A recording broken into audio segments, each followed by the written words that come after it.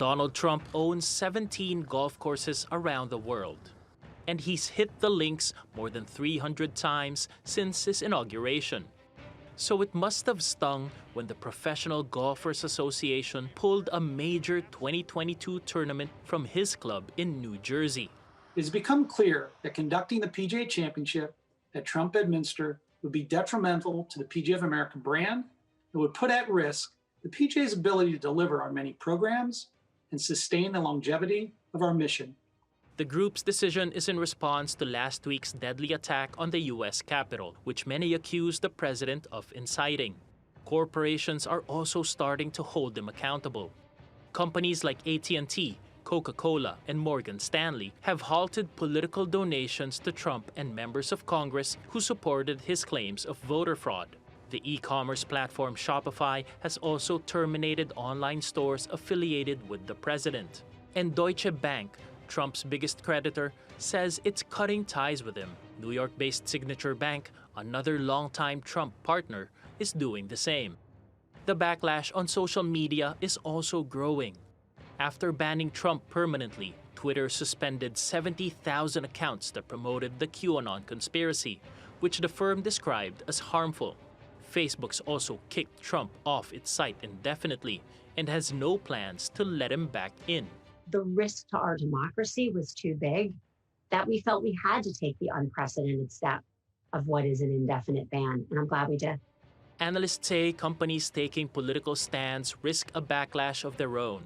Trump supporters could call for boycotts, and firms could be targeted by the president's allies in Washington. They're making a political statement, and I guess the market's a little bit worried about some legislative backlash, especially near term. Once a company throws themselves in the political crosshairs, it's a little bit of a problem. And Trump still commands fierce loyalty from his base, made evident by the events at the Capitol last week.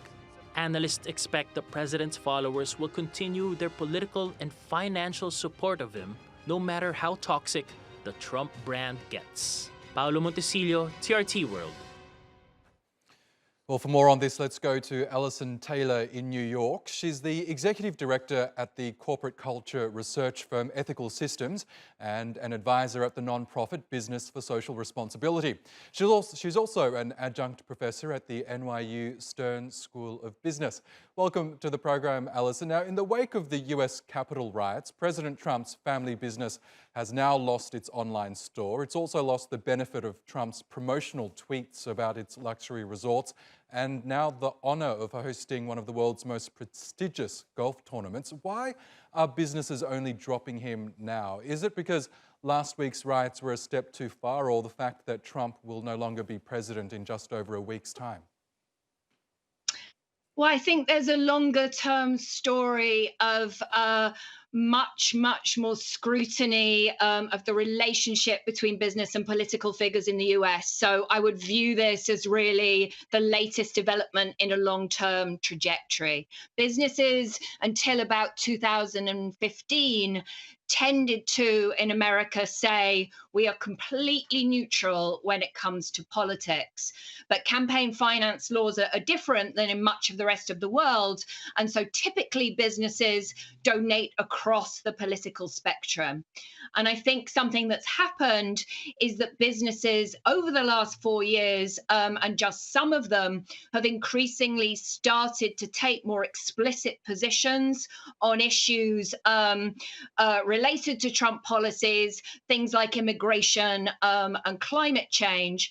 This has in turn increased public scrutiny of what businesses are saying versus where they're spending money. And so I think in the last week, that's really kind of come to a head. And so while the proximate cause might be what happened at the Capitol, I think what we're going to see is a much bigger long-term shift where people are looking far more closely at who business donates to. And so I think that is the reason why some businesses have stopped donating to Trump and the politicians that supported him. Quite a lot have paused political donations overall while they look at their strategies and look exactly at what they're doing here. Yes, let's talk more about that relationship between corporate America and US politics, because as you say, corporate America typically spreads its bets, if you like, donating to politicians on all sides of the political spectrum. But now firms such as JP Morgan Chase, Goldman Sachs and Citigroup have announced they're severing all political donations to either party. Do you see that lasting, or is this simply a bit of a temporary reprieve in terms of that culture of political donations? Well, I'm sure that these senior executives are very worried, and I'm sure that ideally they will hope that this all goes away and that they can quietly do a review and maybe start to introduce these donations back. But I think in reality, this is not going to be going away. You see businesses not just donating directly to politicians, but also via business associations and political action committees and that kind of thing. So there is not complete transparency. But I think the general public in the US clearly is very, very polarized. We're seeing much, much more pressure on social and environmental responsibility. And so young employees and then customers in general are starting to look at what's the difference between what companies say they care about and what their money says they care about. And so I think that political relationships and also company attitudes to tax and where and whether they pay tax are going to be huge issues of public scrutiny during the 2020s. So while some businesses might hope this is a short-term issue that will be resolved with the new government, I think we're looking at much bigger long-term shifts in the relationship between business and political figures in the United States. It's interesting because now businesses aren't only severing ties with President Trump, they're also looking to distance themselves from US lawmakers who rejected the result of the presidential election. Amazon, General Electric, Airbnb, American Express and MasterCard are just among some of those firms. Do you expect that to have an impact in terms of toning down the rhetoric that we're seeing in Congress, that divisiveness that's split Republicans and Democrats?